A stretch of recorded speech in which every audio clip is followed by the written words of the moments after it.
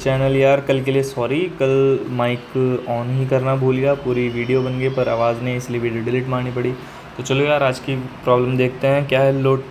Left rotate matrix के times. हमें क्या करना है, मैट्रिक्स को रोटेट करना है लेफ़्ट, और कितने टाइम्स, के टाइम्स। ठीक है, क्वेश्चन बस इतना सा है। ठीक है, अब देखो यहाँ पर कांस्टेंट देख लो, कंपनी देख लो, टॉपिक टैग्स देख लो, किस तरीके से है, क्या है, जो भी है, इससे थोड़ा आइडिया मिल जाता है कि किस उसमें करना है। लेकिन ये सिर्फ प्रैक्टिस के लिए है, बाकी जब कंपनी में तुम दोगे तो ऐसा कोई हिंट नहीं गिवन होता।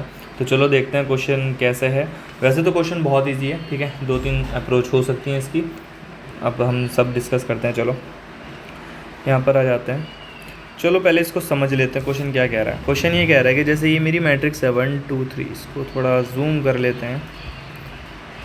ठीक है, जैसे ये मेरी मैट्रिक्स है 1 2 3 4 5 6 7 8 9।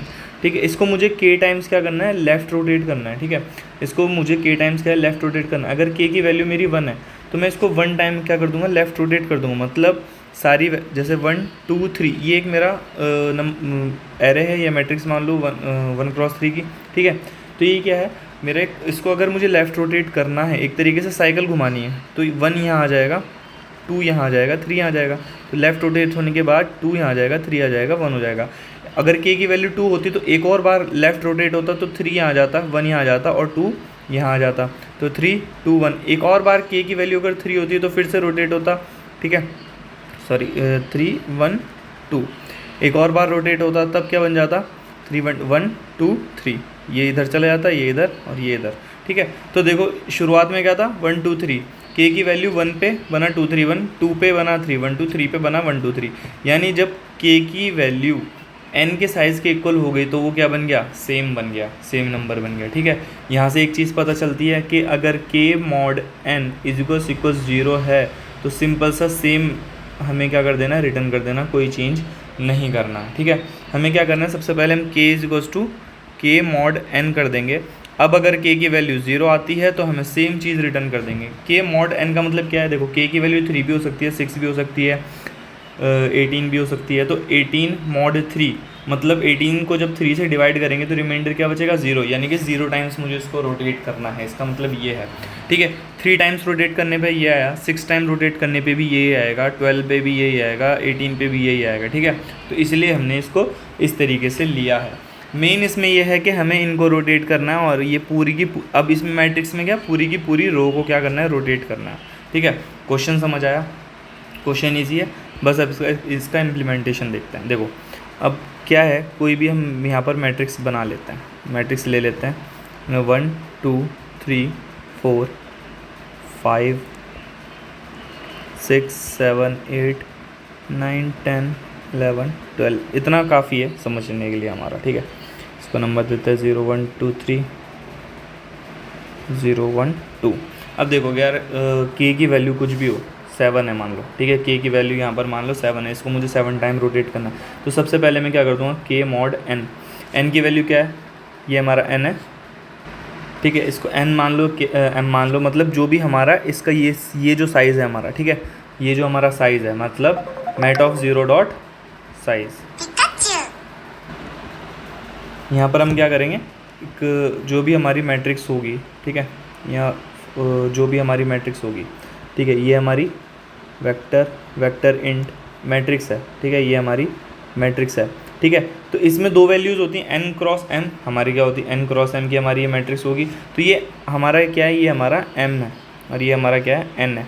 ठीक है, n क्रॉस m की हमारी जो है मैट्रिक्स है। तो हम क्या करेंगे, k मॉड m कर देंगे। इसको m ले लो, n ले लो, इट डिपेंड्स ऑन यू। ठीक है, k मॉड m कर देंगे। m क्या है, मैट्रिक्स का हमारा ये साइज़ है। तो k की वैल्यू मैंने इनिशियली क्या ली थी, मान लो अगर 7 है तो इसका साइज़ क्या है, मैट्रिक्स का मेरा 4 है।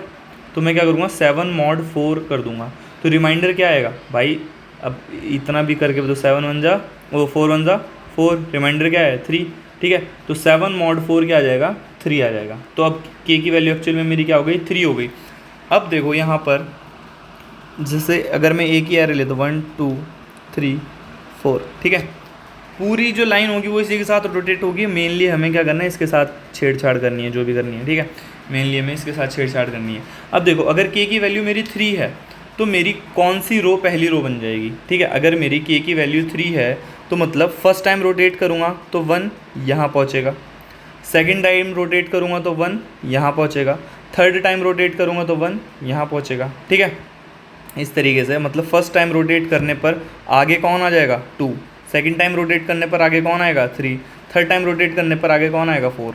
नहीं है कि नाता, करके देख लेते हैं, ठीक है। नहीं है कि नाता, करके देखते हैं। 0 1 2 3 ये हमारा क्या है इंडेक्स। फर्स्ट टाइम जब रोटेट करूँगा तो ये बन जाएगा, फर्स्ट टाइम रोटेट करने पर बन जाएगा मेरा 2 3 4 1, ठीक है। सेकंड टाइम रोटेट करने पर क्या बन जाएगा 3 4 1 2, थर्ड टाइम रोटेट करने पर क्या बन जाएगा 4 1 2 3, ठीक है। 1 यहाँ आ गया जैसे कि वो हुआ था, तो थर्ड टाइम रोटेट करने पर क्या आ गया, ये आ गया। फोर्थ टाइम रोटेट करूँगा तो फिर से क्या बन जाएगा 1 2 3 4। अब मान लो के की वैल्यू मेरी यहाँ पर 3 है। जब के की वैल्यू 3 है तो मेरी कौन सा मेरा कॉलम है जो सबसे आगे आया। जब के की वैल्यू मैंने थर्ड टाइम रोटेट करा तो मेरा कौन सा कॉलम है जो सबसे आया, थर्ड कॉलम। कौन सा कॉलम सबसे आगे आ गया, थर्ड कॉलम, ठीक है। तो यहाँ पर मैं दो तरीके से सोच सकता हूँ। क्या, मान लो के की वैल्यू अगर मेरी 2 होती तो के की वैल्यू अगर मान लो मेरी 2 है, के की वैल्यू 2 है तो सबसे आगे कौन सा आया मेरा, सेकंड कॉलम। उसके बाद ये, तो मेरा कौन बना 2 3, सॉरी, जब मेरी के की वैल्यू 2 थी तो ये सबसे पहला ये वाला कॉलम बना, देन ये वाला, देन ये वाला, देन ये वाला, ठीक है।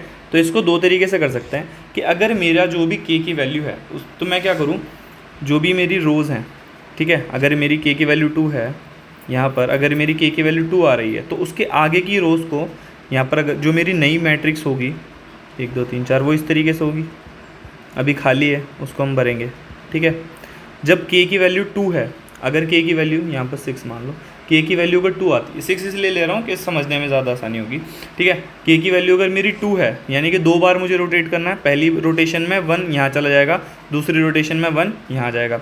तो जब रोटेट करने के बाद जो बनेगा वो ये बनेगा 1 5 9 2 6 10 3 7 11 4 8 12, ठीक है। फर्स्ट टाइम जब रोटेट किया तो 159 मेरा यहाँ पर आएगा, सेकंड टाइम जब रोटेट किया 159 मेरा यहाँ पर आएगा, 26 10 मेरा यहाँ पर आ जाएगा, ठीक है।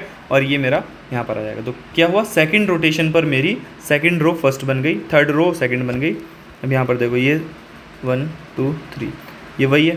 तो अब मैं क्या कर सकता हूँ, अगर पहला तरीका क्या है कि मैं क्या करूँ, अगर के की वैल्यू है तो के से लेकर एम तक तो मैं पहले उसमें प्रिंट करा दूँ, ठीक है।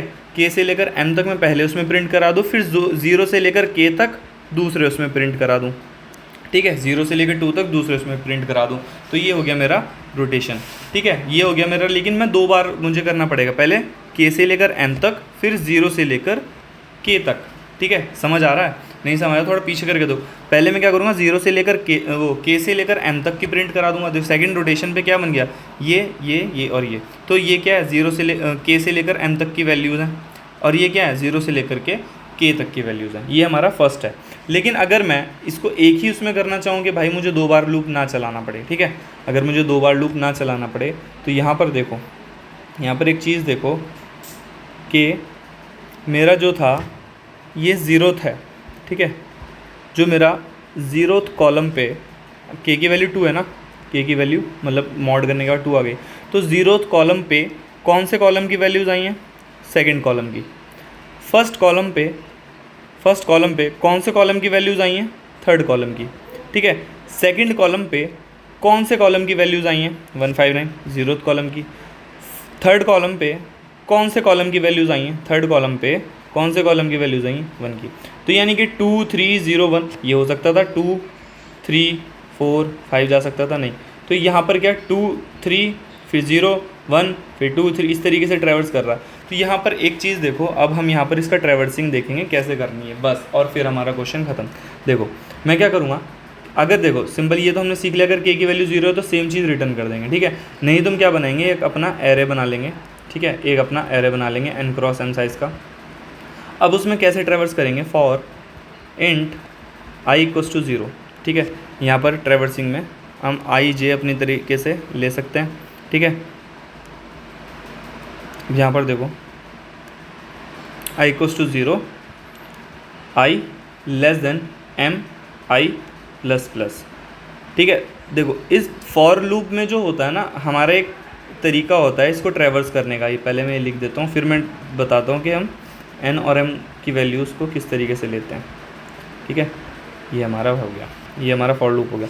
अब देखो फॉर लूप को हम कैसे ट्रैवर्स करते हैं। ये हमारा 1 2 3 4 5 6 7 8 9 0 1 2 0 1 2। ठीक है, इसको हम ट्रैवर्स कैसे करते हैं कि भाई पहले 0,0 फिर 0,1 फिर 0,2 फिर 1,0 1,1 1,2। लेकिन हम इसको इस बार कैसे ट्रैवर्स करेंगे कि हमें पहले पूरे कॉलम की वैल्यूज़ भरनी है। तो हम कैसे करेंगे 0,0 1,0 2,0। ये वैल्यूज़ क्या हैं, ये m है, ये वैल्यूज़ क्या हैं, ये n है।